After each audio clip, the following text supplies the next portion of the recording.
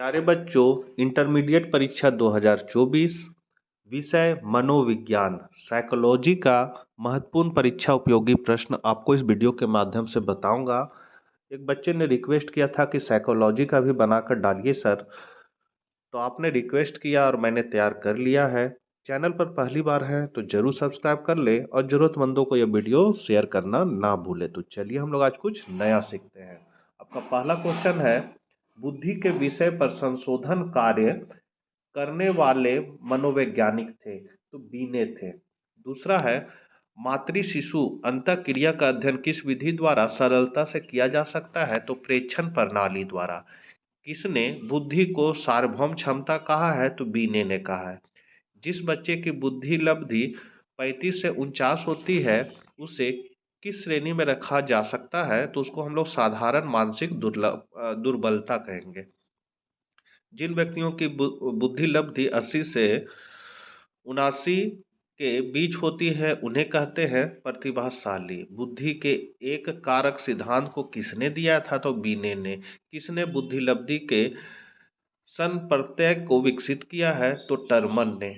बुद्धि के द्वय कारक सिद्धांत को किसने दिया, स्पेयरमैन ने। बुद्धि संरचना मॉडल किसने विकसित किया है, तो गिलफोर्ड ने। प्राथमिक मानसिक योग्यताओं का सिद्धांत किसने प्रतिपादित किया, तो लुइस थर्स्टन ने। बुद्धि लब्धि संप्रत्यय को किसने विकसित किया, तो इनमें से कोई नहीं, क्योंकि बीने ने किया था। बुद्धि का एक पदानुक्रमिक मॉडल किसने प्रस्तुत किया, तो आर्थर जे नोन ने।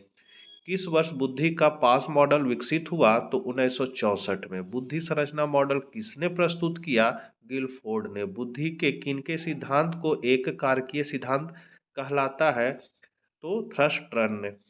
हार्वर्ड गार्डनर ने किस सिद्धांत को प्रस्तुत किया है, तो बहुबुद्धि का सिद्धांत।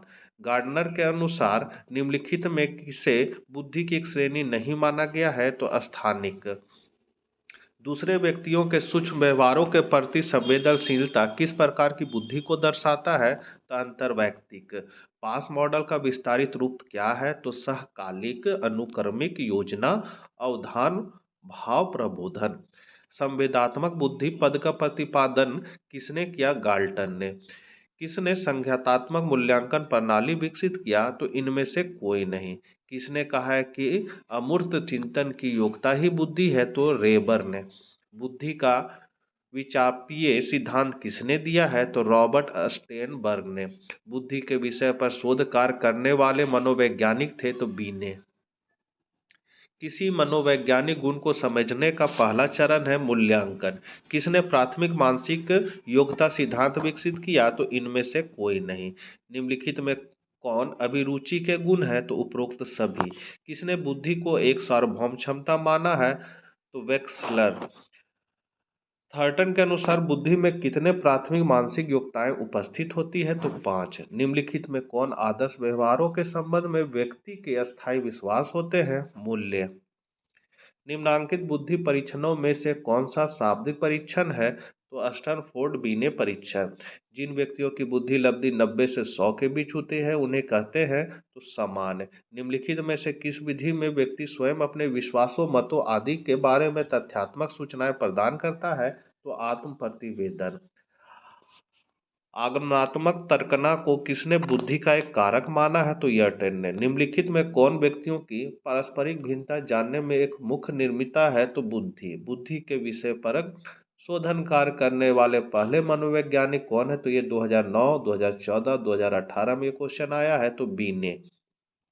संज्ञानात्मक बुद्धि पद का प्रतिपादन किसने किया है, तो यहाँ जो ब्रैकेट में आप देख रहे हैं इस वर्ष ये सब क्वेश्चन पूछा हुआ है, तो ये आपका होगा सैलोन, सैलोवे तथा मेयर ने। किसने बुद्धि को एक सार्वभौमिक क्षमता माना है, तो वेस्लर ने।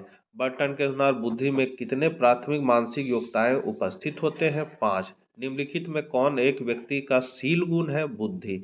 जिन व्यक्तियों की बुद्धि लब्धि 90 से 100 के बीच होती है उन्हें क्या कहते हैं, जल। किसने कहा है कि अमूर्त चिंतन की योग्यता ही बुद्धि है, रेबर। जिन व्यक्तियों की बुद्धि लब्धि 80 से 79 के बीच होती है उन्हें कहते हैं, मुद। किसने बुद्धि लब्धि के संप्रदाय को विकसित किया है, तो टर्मन ने। व्यक्ति के जीवन में सफलता का कितना प्रतिशत संवेदनात्मक बुद्धि से निर्धारित होता है? तो लगभग 70%। प्राथमिक मानसिक योग्यता का सिद्धांत किसने प्रस्तुत किया? गार्डनर ने। किस वर्ष बुद्धि का पास मॉडल विकसित हुआ? 1964। मानसिक उम्र में संप्रत्यय को किसने विकसित किया है? बी ने। बुद्धि के किनके सिद्धांत को एक कारकीय सिद्धांत कहा गया है? बी ने। जिस बच्चे की बुद्धि लब्धि 35 से 49 होती हो उसे किस श्रेणी में रखा जा सकता है? तो साधारण मानसिक दुर्बलता। आगात्मक तर्कना को किसने बुद्धि का एक कारक माना है? तो थॉर्टन ने। मनोवैज्ञानिक के बौद्धिक कौशल को किस श्रेणी में रखा जाएगा? तो प्रचनात्मक कौशल। गायनर के अनुसार निम्नलिखित में किसे बुद्धि की एक श्रेणी नहीं माना गया है? स्थानिक। पास मॉडल का विस्तारित रूप क्या है? तो सहकालिक अनुक्रमिक योजना अवधान भाव प्रबोधन। बुद्धि संरचना मॉडल किसने विकसित किया है?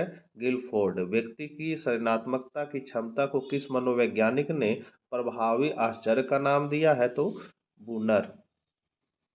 संज्ञानात्मक बुद्धि के दावों में निम्नलिखित में किसे नहीं रखा जा सकता है? तो दूसरे को धमकी देना। जिस बच्चे की बुद्धि लब्धि 33 से 49 होती है उसे किस श्रेणी में रखा जाता है? तो अति गंभीर दुर्लभता। बुद्धि के द्वय कारक सिद्धांत का प्रतिपादन किसने किया है? तो चार्ल्स स्पेयरमैन। निम्नलिखित में कौन सृजनात्मक चिंतन की अवस्था नहीं है? तो सत्यापन। बुद्धि की बहुतत्व सिद्धांत का प्रतिपादन कौन किया है? तो थॉर्टन। थॉर्नडाइक ने बुद्धि को कितने वर्गों में विभाजित किया है? 3। बुद्धि लब्धि बराबर होती है तो यहाँ हो जाएगा बौद्धिक आयु बट्टा यथार्थ आयु गुने 100 हो जाएगा। 25 से नीचे बुद्धि लब्धि वाले लोगों को किस वर्ग में रखा जाएगा? तो जड़ बुद्धि। वुंड कहाँ के रहने वाले थे? जर्मनी। वेस्लर ने वयस्क बुद्धि परीक्षण किया 1955 ईस्वी। पास ए लॉन्ग परीक्षण कौन किया? तो अलेक्जेंडर ने। समूहन खंडन सिद्धांत का प्रतिपादन किसने किया था? स्पेयरमैन। मानवीय विशेषताओं का अध्ययन करने के लिए गार्टनर ने कब प्रयोगशाला की स्थापना किया? तो 1882 ईस्वी में। गार्डनर ने अभी तक कुल कितने प्रकार के बुद्धि का पहचान किया है? 8। नए एवं मूल्यवान विचारों को देने की क्षमता को कहा जाता है? तो सृजनशीलता। यदि किसी व्यक्ति की मानसिक आयु तथा वास्तविक आयु लगभग बराबर बराबर हो तो यह कहलाता है समान बुद्धि का व्यक्ति। गिलफोर्ड के बुद्धि मॉडल में बौद्धिक क्षमताओं की श्रेणियां हैं 150। व्यक्ति को किसी विशेष क्षेत्र की विशेष योग्यता कहलाती है अभिक्षमता। स्पेयरमैन के अनुसार बुद्धि के तत्व हैं 2। बुद्धि के योजना अवधान भाव प्रबोधन तथा सहकालिक अनुक्रमिक मॉडल को प्रस्तावित किया है तो जेपी दास और नाललिरी कीर्ति ने। अस्टनबर्ग के अनुसार बुद्धि की श्रेणी है 3। यदि किसी बच्चे की आयु वास्तविक आयु 100 महीना है तथा मानसिक आयु 120 महीना हो तो उसकी बुद्धि लब्धि होगी 120। मानसिक उम्र मापक है तो बुद्धि के निरपेक्ष स्तर का। बुद्धि मापने के लिए सर्वप्रथम प्रयोगशाला की स्थापना कौन और कब किया? तो वुंट ने 1879 ईस्वी में। व्यवहारिक बुद्धि का अर्थ यह है कि बुद्धि संस्कृति का उत्पाद होती है। यह किसका कथन है? तो अस्टनबर्ग का। विभेदक परीक्षण का उपयोग किस मनोवैज्ञानिक ने भारतीय अनुकूल के अनुसार विकसित किया है? तो जे.एम. ओझा ने। किस अभिक्षमता को AST के नाम से जाना जाता है? तो आई सर्विसेज अभिक्षमता। शाब्दिक तर्कना आंकिक तर्कना किस अभिक्षमता के अंतर्गत आते हैं? तो विभेदक अभिक्षमता। किसी मनोवैज्ञानिक गुण को समझने का पहला चरण है कलम।